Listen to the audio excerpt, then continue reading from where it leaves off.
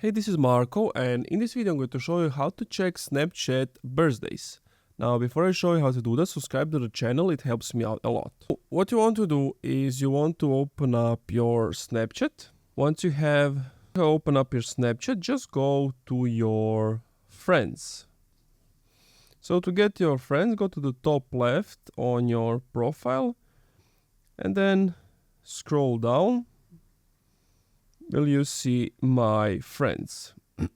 Click on that and then just choose any person from the list, and also that person needs to have their birthday added already. So in example, this person, you open up their profile, and on the top left you see 5th February.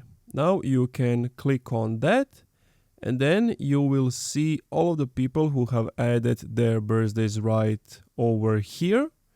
And you can also look at their zodiac signs. But yeah, these are all the birthdays of all people. And that's it. Thank you for watching this video. If you enjoyed, leave a like, comment, subscribe.